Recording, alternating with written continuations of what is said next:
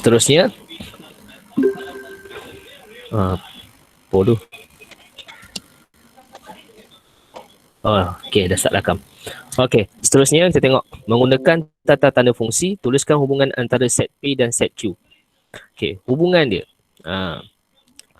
Hubungan dia, memanglah hubungan tadi saya kata ada 4 jenis tu. Tapi sekarang dia kata dengan menggunakan tata tanda fungsi. Okey, so kita tengok. 5. Objek 5, image dapat 15. Okey, kemudian objek negatif tu, objek 15, image dapat 30. Kemudian objek negatif 7, image dapat 21. So, katakanlah fx contoh ini kena try and error banyak ni. Okey, saya try and error fx sama dengan 3x. Okey, jadi bila saya ambil x5, f5, so 3 kali 5 dapat 15. Okey, betul. Kemudian saya try pula f15. Okey, bila saya ambil 15, 3 kali 15, saya dapat 45. Tapi sini 30. So tak boleh 3x. So 3x tak boleh. Kita kena try. Ini sudah ada try and error sampai kita dapat. So agak-agak berapa ni? Dia punya fungsi notation ni. You all rasa? 5, 15, 15, 30. Agak-agak berapa? 7 kali 3, 21. 5 kali 3, 15. Ada siapa nak try? Cuba try. Apa yang korang dapat?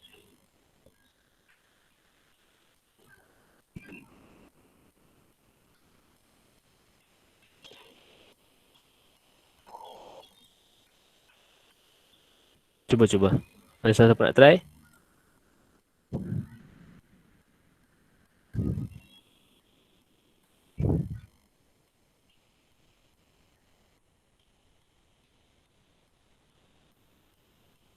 Tak ada? Tak ada Okey. Kalau tak ada, sekejap saya tengok jawapan dia. Mana jawapan dia saya simpan?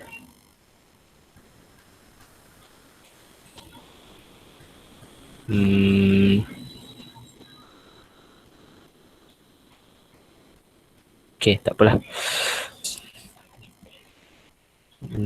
Kat mana jawapan dia saya simpan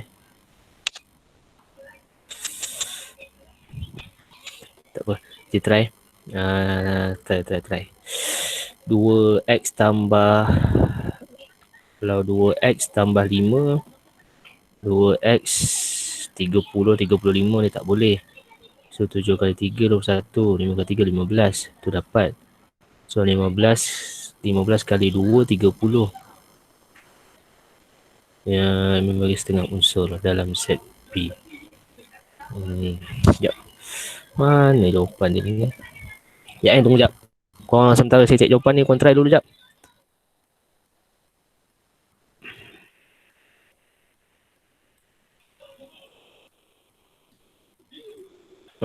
Jawapan dia.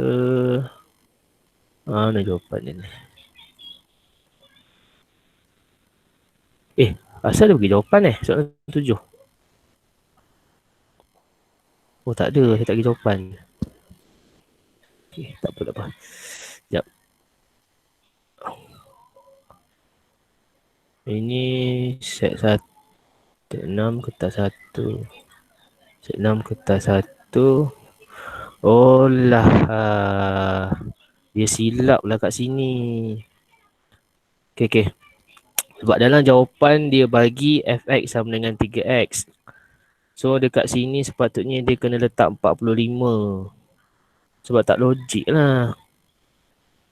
Sebab kalau kita letak 3x baru 5, 15, negatif 7 baru dapat jawapan-jawapan dia ni. Okay. Ada typo kat soalan tu. Okay. Boleh faham Sebab dia 2 markah dia tu. Boleh kelas? Boleh cikgu. Okay. Settle. Bahagian pertama hubungan. Saya nak pergi kepada bahagian yang kedua, fungsi gubahan. Okey, dia menggabungkan F dengan G. Okey, fungsi gubahan contoh mudah yang ini.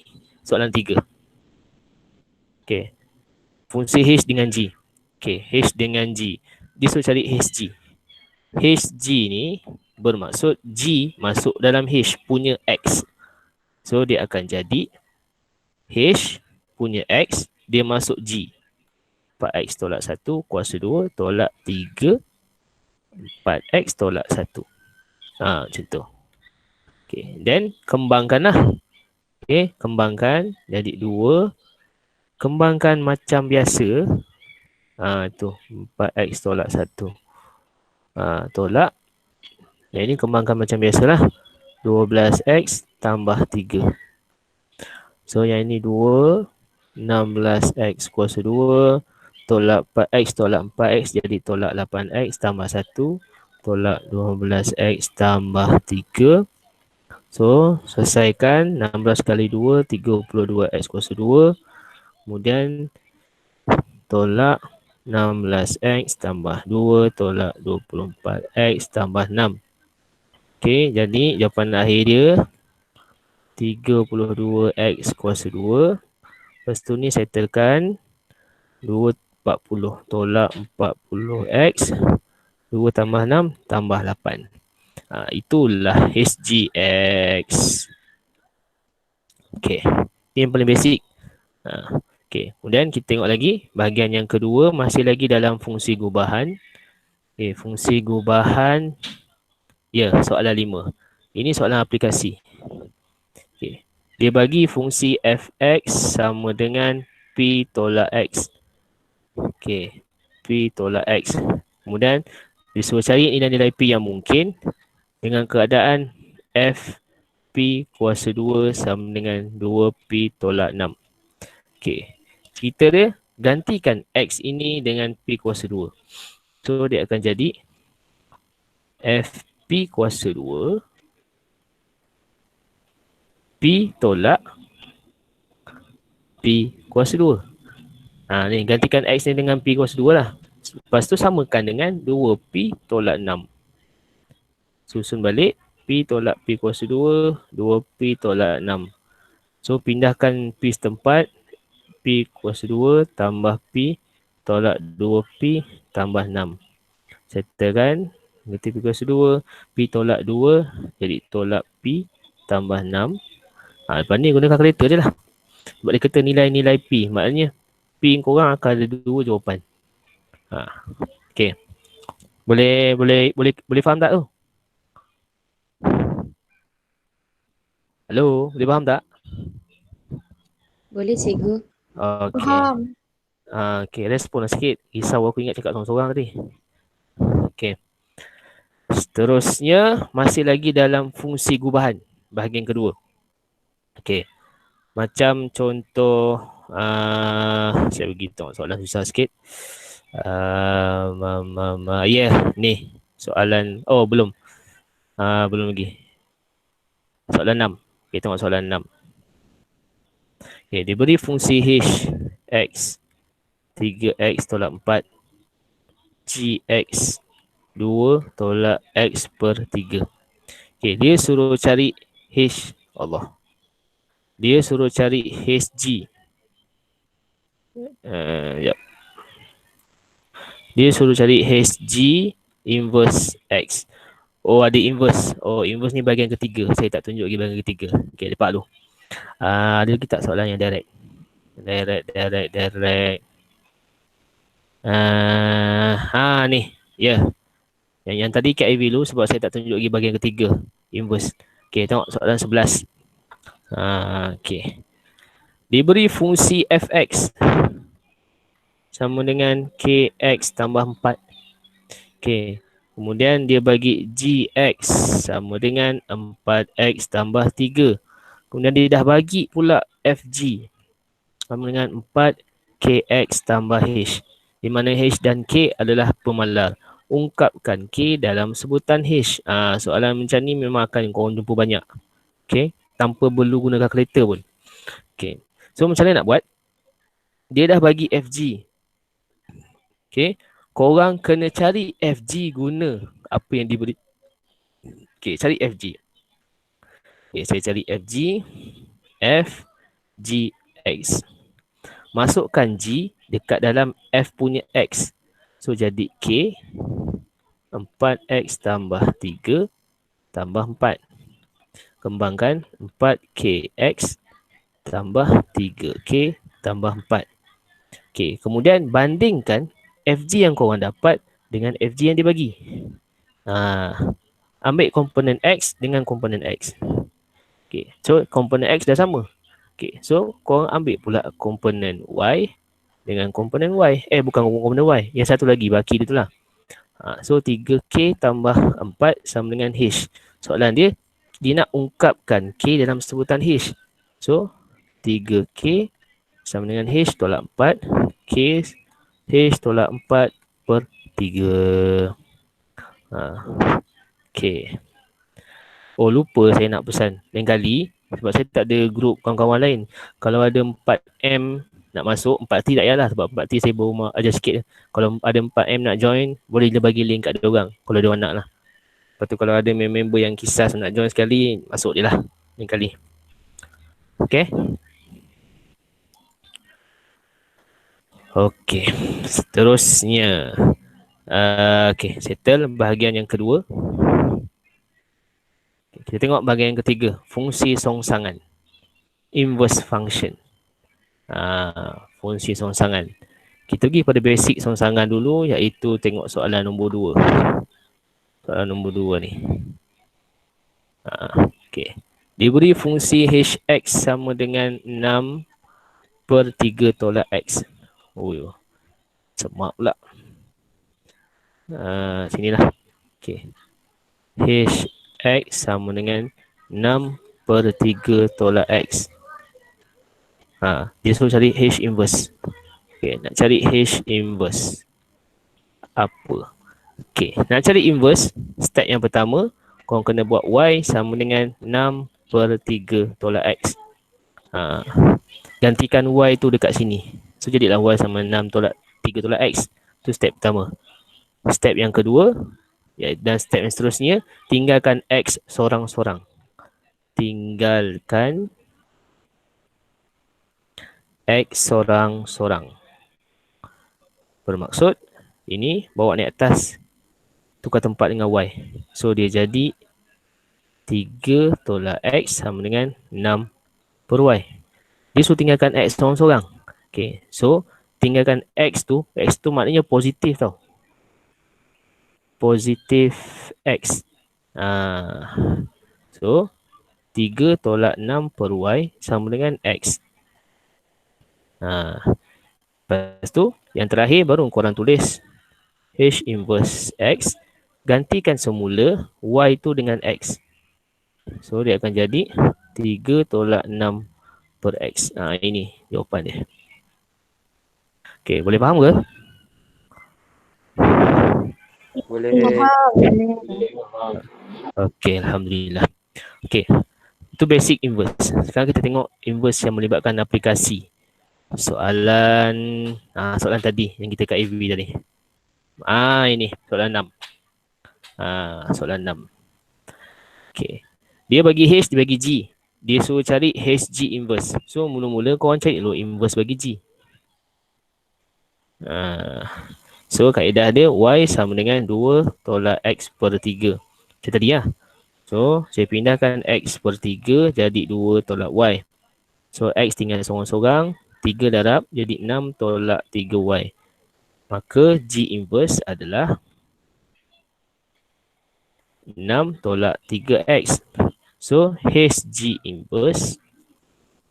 G inverse masuk dalam H punya X. H punya X tu dekat X tu. So, jadilah 3. 6 tolak 3X tolak 4. 18 tolak 9X tolak 4. So, 18 tolak 4. 14 tolak 9X. Settle. Okay. Seterusnya, inverse lagi. Masih lagi dalam inverse. Kita tengok soalan 8. Soalan 8. Soalan 8 ni dia kata inverse diberi 5 tolak 2x per 3. Cari F biasa. Okey, cerita dia sama. Bila daripada contoh daripada F nak ke inverse, korang kena buat inverse. Daripada inverse nak ke F pun korang kena inversekan juga. So bila korang inversekan yang inverse, dapat yang normal balik. So sama-sama juga kaedah ini. So kaedah ni nak buat adalah korang inversekan yang inverse. So dia akan jadi Y sama dengan 5 tolak 2x per 3. 3y 5 tolak 2x. Tukar tempat 2x 5 tolak 3y. X 5 tolak 3y per 2. Jadi inverse, bukan inverse, yang biasa. Sebab tadi kita mulakan dengan inverse. Dapat 5 tolak 3x per 2. Okey, dapat dah A. Kemudian dia kata cari nilai X dengan keadaan fx sama dengan negatif 8. So 5 tolak 3x per 2 sama dengan negatif 8. Settle lah macam biasa. 5 tolak 3x negatif 16. So 5 tambah 16 3x. X sama dengan 21 bagi 3 7. Okey.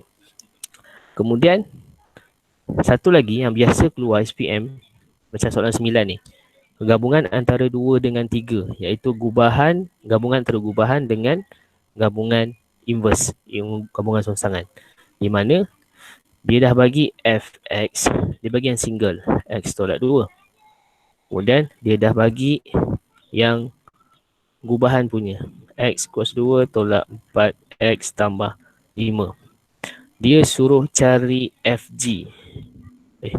Hilang pula. Dia suruh cari fg. F apa benda ni? Okay. Dia suruh cari FG. Okay, masalah ni kita tak ada F. Kita ada F. Yang kita tak ada adalah G. Mana nak cari G? Okay, dah dia begini.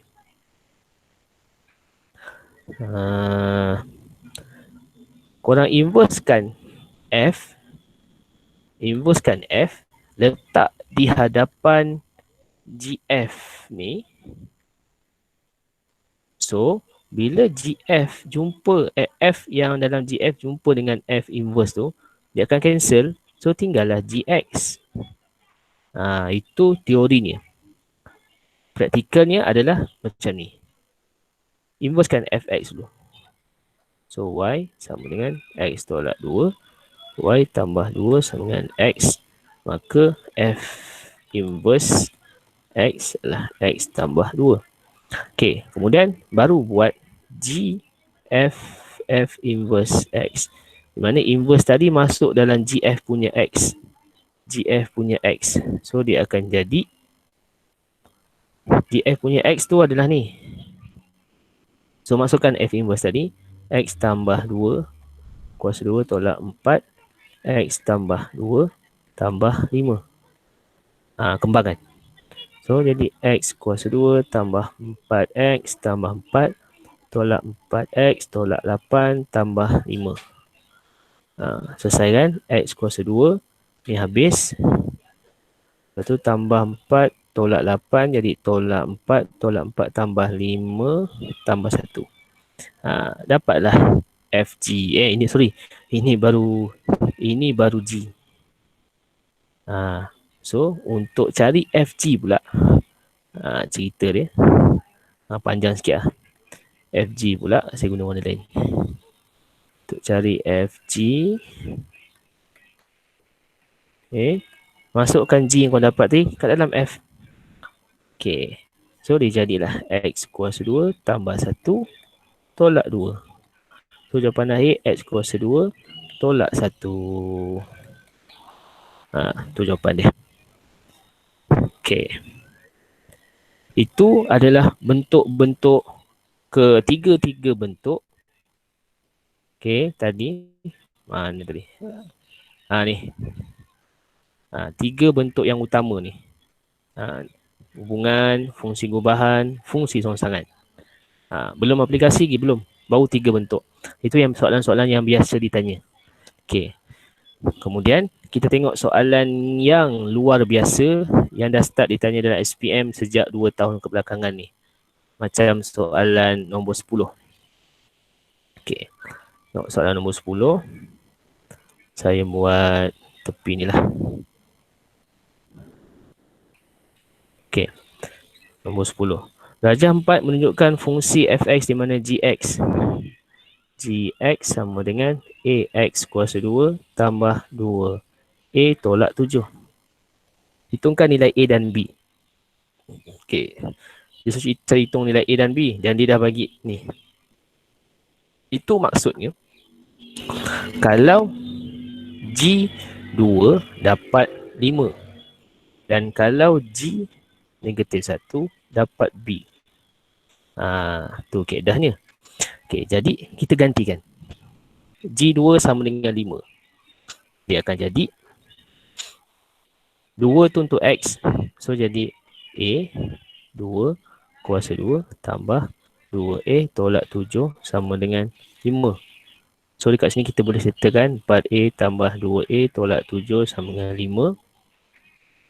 So 6A sama dengan 12. A sama dengan 2. Dapat A. Kemudian nak dapat B, huraikan yang ni. Okay, huraikan yang tu dapat A negatif 1 kuasa 2 tambah 2 negatif 1 tolak 7 sama dengan B. Kemudian A tadi 2 kan? Sorry. A tadi 2. So gantikan 2 kat sini. Kemudian gantikan 2 dekat sini. Gitu. So dia jadi 2 tambah 4 tolak 7 sama dengan B. 6 tolak 7 negatif 1. Okey, setakat tu. Boleh faham tak?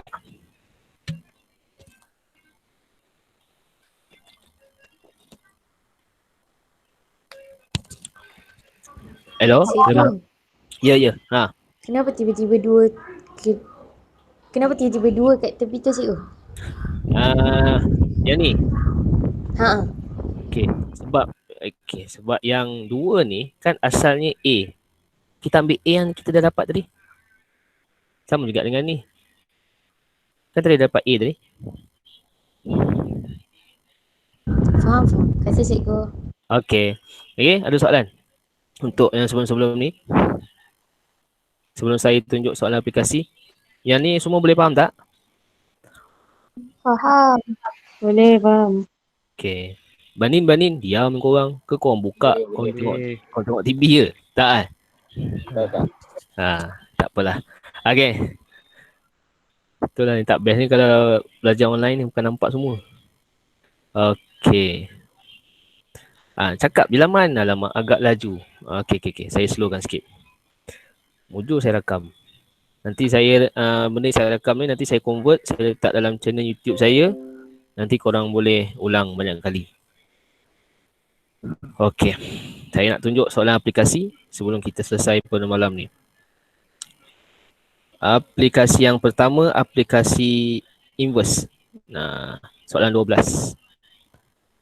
Okey. Diberi fx dan inverse. Express h in terms of k. Okey, jadi kita inversekan yang asal. So, y sama dengan hx tambah 3 per 2. Okay, so 2y hx tambah 3. 2y tolak 3 per h sama dengan x. Jadi inverse yang kita dapat adalah 2y 2x. 2x tolak 3 per h. Kemudian dia kata f inverse k sama dengan 6. So kita gantikan x ni dengan k. So f inverse k sama dengan 6. So dia akan jadi 2k tolak 3 per h sama dengan 6. Sebabnya K ni mesti masuk dekat X ni. Okay. Settle kan? Dia nak H dalam sebutan K. So 2K tolak 3/6 sama dengan H. Settle. Kalau nak tinggal macam ni pun boleh. Nak permudahkan lagi pun boleh. Tapi tinggal macam tu je lah. Tak payah susah. Okay. Seterusnya. Aplikasi. Itu. Soalan 13. Okay. Seorang jurujual bagi produk kesihatan dibayar gaji berserta bonus 45% jika jumlah jualan melebihi 12,000. Okey, kalau soalan panjang-panjang macam ni, okey, pertama sekali, kaedah nak ringkas nak buat, korang keluarkan maklumat. Keluarkan maklumat yang ada. Contoh, gaji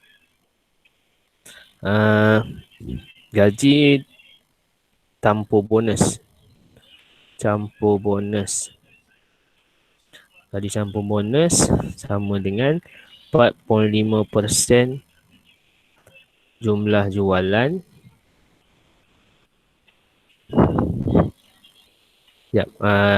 Seorang jurujual bagi produk kesihatan bayar gaji berserta bonus 45% jika jumlah jualan melebihi 12,000. Jumlah jualan melebihi 12,000.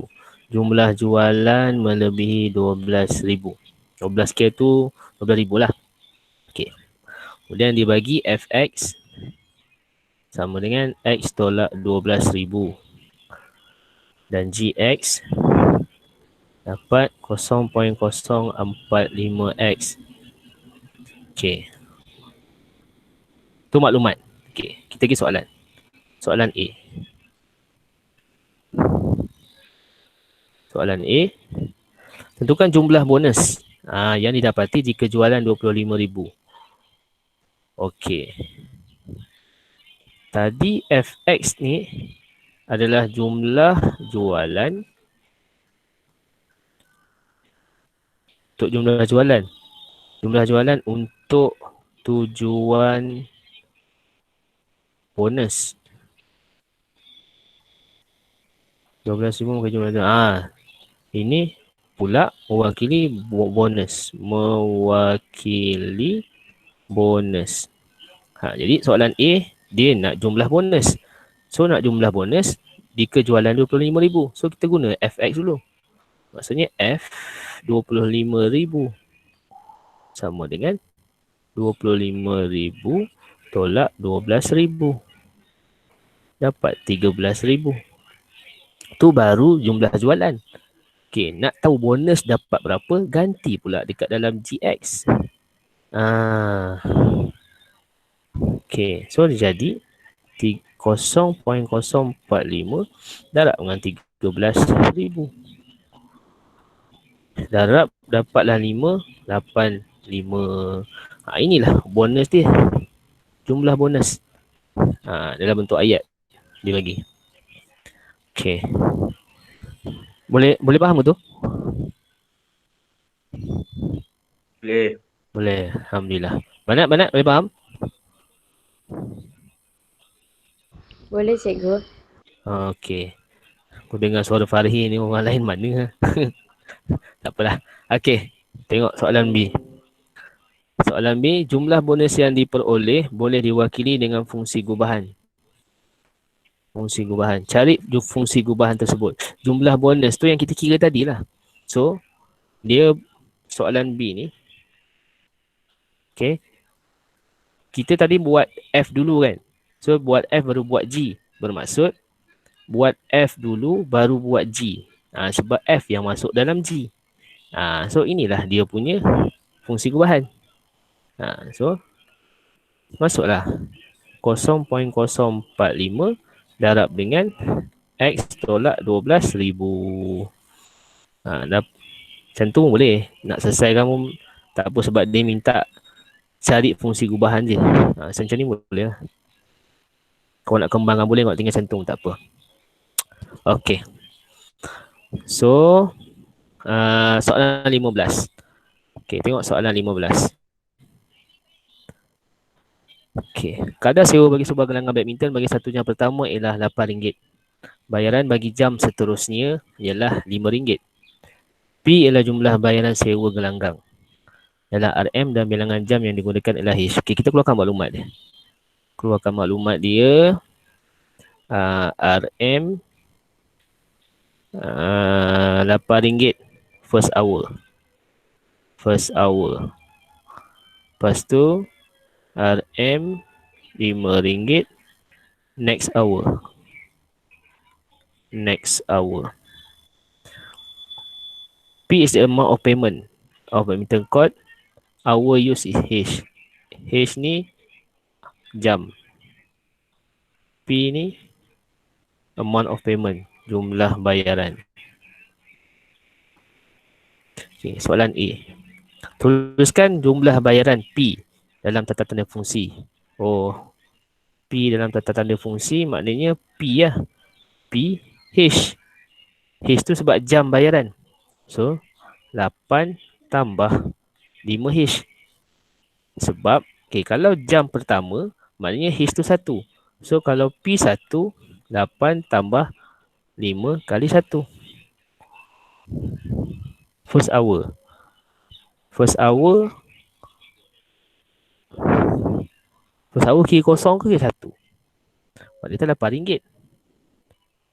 8 tambah 5H. Oh, dikira selepas lah. Betul lah. Jam pertama dikira selepas RM8. Betul lah. So, P1 ni 13. So, 13 ni next hour selepas first hour lah. Betul lah. So, jawapan dia yang ni lah. PH sama dengan 8 tambah 5H. Okay. Seterusnya, soalan B. Chong Wei dan rakan-rakannya berhasrat untuk menyewa gelanggang badminton bagi tempoh 3 jam. 3 jam. So, 3 jam maknanya jam yang ketiga tu maknanya 2 lah. H tu sama dengan 2. Jam yang ketiga. So, H sama dengan 2. So, maknanya P 2 sama dengan 8 tambah 5 kali 2. So, dapat 18. RM18 dia kena bayar. Soalan dia, mereka mengutip wang RM20. Adakah wang itu mencukupi untuk menyewa gelanggang tersebut? Berikan alasan anda. Alasannya, wang itu mencukupi sebab mereka hanya perlu bayar RM18. Ada baki lagi RM2. Okey. Boleh faham tak setakat tu? Boleh. Boleh. Okey, alhamdulillah. Okey, so settle perbincangan kita tentang fungsi. Saya nak tanya, untuk korang mantap, bukan tak payah tanya lah. Korang bawa balik kan buku nilam kan? Bawa. Okey, saya tak nak bagi kerja rumah, tapi sekejap, stop recording.